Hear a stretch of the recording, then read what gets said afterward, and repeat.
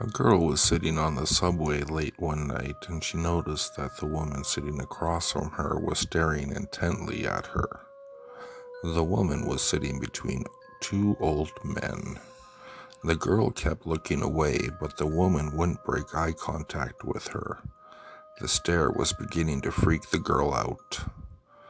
At the next stop, a new passenger got on. It was a tall man in a gray trench coat. He sat down next to the girl. The woman paid no attention to the man in the trench coat.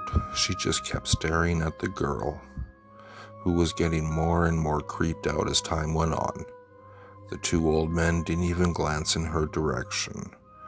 She pretended not to notice, but each time she glanced at the strange woman, the stare continued. When the train was pulling into the next stop, the man in the trench coat got up to leave. Suddenly, he grabbed the girl's arm tightly as they opened the doors, and he dragged her off the train. The subway door shut and the train pulled off, leaving the girl alone on the platform with the man in the trench coat. She started screaming for help. "Calm down," said the man. "I just saved your life. I didn't mean to scare you, but I had to get you off that train. The woman sitting opposite you was dead, and the two men beside her were propping her up." One night, a young girl was sleeping in her bed when a spider crawled across her face. It stopped for a few minutes on her left cheek, then it went on its way. When she woke up the next morning and looked in the mirror, she noticed a red spot on her cheek. "What's this?" she asked her mother. "It looks like a spider bite," her mother replied. "It'll go away, just don't scratch it." Soon, the small red spot grew into a big red boil. "Look at it now," the girl said. "It's getting bigger." "Well, that sometimes happens," her mother said. "It's coming to a head." In a few days, the red spot was even larger. Look at it now," the girl said. "It hurts so much, and it makes me look so ugly." "Well, we'll have the doctor look at it," her mother said. "Maybe it's just infected." But the doctor couldn't see the girl until the next day. That night, she decided to take a nice, relaxing bath. As she lay soaking in the warm water, the boil suddenly burst. Out poured a swarm of tiny spiders from the eggs their mother had laid in her cheek. A young man and his wife were on a trip to visit his mother. Usually they arrive in time for supper. They had gotten a late start, and now it was getting dark. They decided to look for a place to stay overnight and go on in the morning. Just off the road, they saw a small house in the woods. "Maybe they rent rooms," the wife said. So they stopped to ask. An elderly man and woman came to the door. They didn't rent rooms, but they said it would be glad to have them stay overnight as their guests. They had plenty of room, and they would enjoy the company. The old woman made coffee and brought out some cake, and the four of them talked for a while. Then the young couple were taken to their room. They explained that they wanted to pay for this, but the old man said he would not accept any money. The young couple got up early the next morning before their host had awakened. On a table near the front door, they left an envelope with some money in it for the room. Then they went into town. They stopped at a restaurant and had some breakfast. When they told the owner where they had stayed, he was shocked. "That can't be," he said. "That house burnt to the ground at least 10 years ago. The old man and woman who lived there died in the fire." The young couple could not believe it, so they went back to the house. Only now there was no house. All they found was a burnt-out shell. They stood staring at the ruins, trying to understand what had happened. Then the woman started screaming. In the rubble, there was a badly burnt table, and on the table was the envelope they had left there that morning. A man had passed away, and his wife went to the funeral parlor to see her husband's corpse. When she saw him laying in the coffin in a blue suit, she started crying. The undertaker felt sorry for her and asked if there was anything he could do. The woman said that when her husband was alive, he always wore a brown suit. The undertaker had put the wrong suit on the wrong corpse. The undertaker apologized to the woman and said he would rectify the mistake immediately. The woman sat down on the sofa in the waiting room while the undertaker went into the back room. A few minutes later, he came out and told her that he had finished. When she went into the back room, she saw that her husband was laid out peacefully in the coffin, wearing his favorite brown suit. "Now he looks like just the way he did when he was alive," she said. "But, well, how did you change it so quickly?" "It was no trouble," said the undertaker.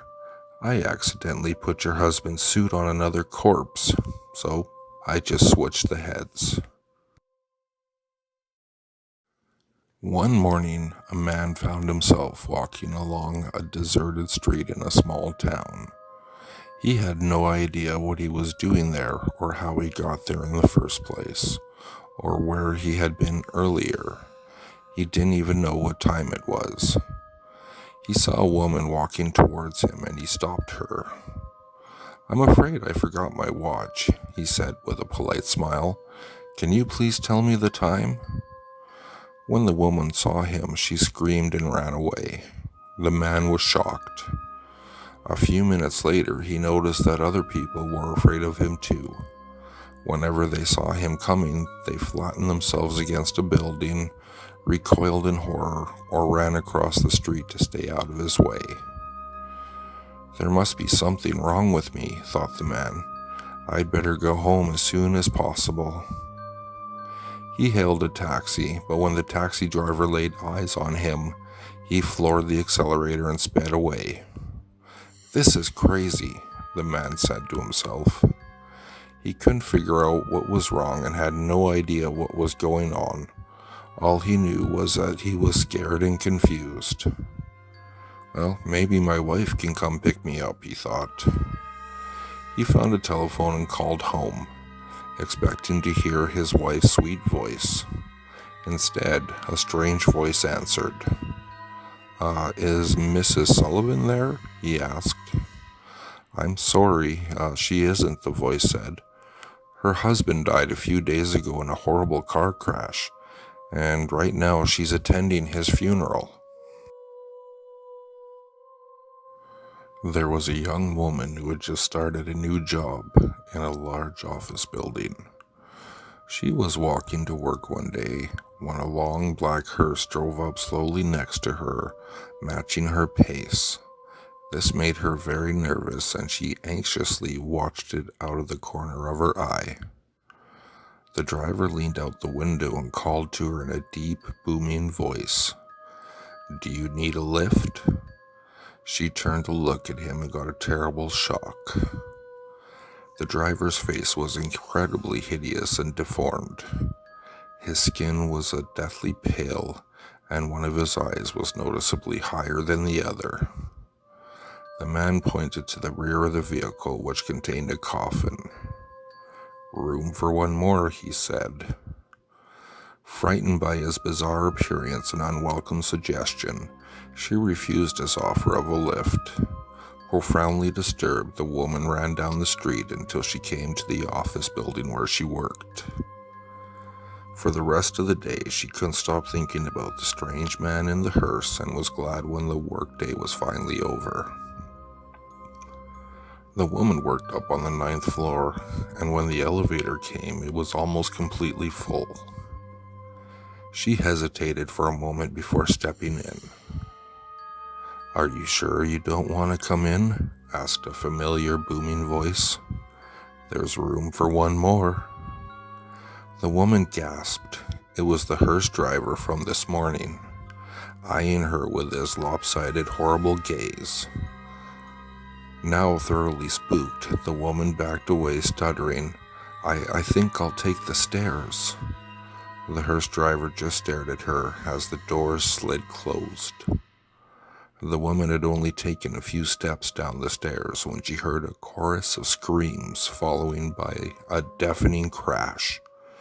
She hurried downstairs and discovered the elevator cable had broken and all the passengers aboard had plunged to a grisly death. One day, Florence Wyndham had suddenly took ill and slipped into a coma. Despite all that the doctors tried to do for her, she eventually passed away. Her husband was heartbroken. She was buried in a small cemetery about a mile from her home.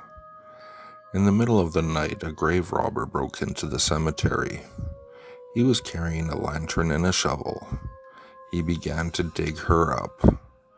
When his shovel eventually hit wood, he scrambled down into the grave and pried the coffin open.